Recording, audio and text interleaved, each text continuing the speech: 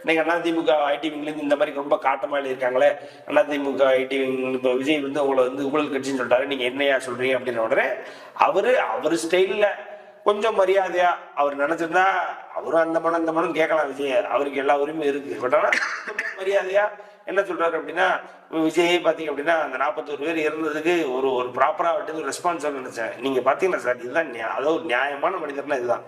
முதலாக விஜய்க்கு வந்து ஆதரவு கரம் நீட்டியவர் அவர் தான். ஆதரவு கரம்னா என்ன சொல்ல வர்றாரு அப்படின்னா, ஐயா நேற்று தான் சம்பவம் நடந்திருக்கு. சம்பவம் நடந்த மறுநாள் அங்க எடப்பாடியார் அவர்கள் வந்து அங்க சென்று ஜேர்னலிஸ்ட் சந்திக்கும் பொழுது, ஏன் நேற்று தான் சம்பவம் நடந்திருக்கு, இந்த சம்பவம் வந்து இந்த பிளான் பண்ணி பண்ணாங்க, அது பண்ணாங்க, இது பண்ணாங்க, இதுக்கு பின்னாடி உள்நோக்கம் இருக்கு, அது இருக்கு, அரசியல் நோக்கம் இருக்குன்றதெல்லாம் பேசாதீங்க.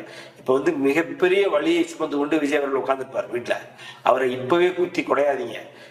அது வந்து விசாரணையில் இருக்கு, வழக்கு விசாரணை பிடிச்சி வெளியில வரட்டும், வந்ததுக்கு அப்புறம் பார்ப்போம், அவர் பாவம், அப்ப அவரை விட்டுருங்கன்னு பேசிய அவருக்கு ஆதரவாக என்ற தோல் கொடுத்த ஒரே ஒரு அரசியல் தலைவர் முன்னாள் முதல்வர் ஐயா யதார்த்த தமிழர் எடப்பாடியார் அவர்கள் தான்.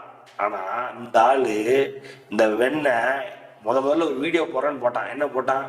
சார் சிஎம் சார் நான் வீட்டில் தான் இருப்பேன், மிஞ்சி போனால் ஆஃபீஸில் இருப்பேன், இல்லை வீட்டில் படுத்திருப்பேன், எங்கனாலும் என்னைய வந்து பாருங்க, நீங்க தான் அதை பண்ணீங்க, நான்லாம் அதை பண்ணவே இல்லை, எனக்கு இதுக்கு சம்மந்தமே கிடையாது, நீங்க தான் அவங்கள தான் பிடிச்சி உள்ள வைக்கணும், என்னையெல்லாம் எதுவும் சொல்லி வந்துடாதீங்க, என்கிட்ட எதுவும் பண்ணாதீங்க, வைக்காதீங்கன்னு வீராவேசமா வீரவசனம் பேசி இந்த படத்துல எடுக்காத ரெண்டு பஞ்ச பேசுவானே அந்த மாதிரி பேசி நம்ம எல்லாரையும் வெறுப்பத்தினா இல்லையா, எல்லாரையும் ஆமா அதுல பேக்ரவுண்ட் வேற போட்டானா இல்லையா, இவனுக்கு வேற உட்காந்து மாஸ் பண்ணிட்டா இருப்பாரு எங்க ஆளு.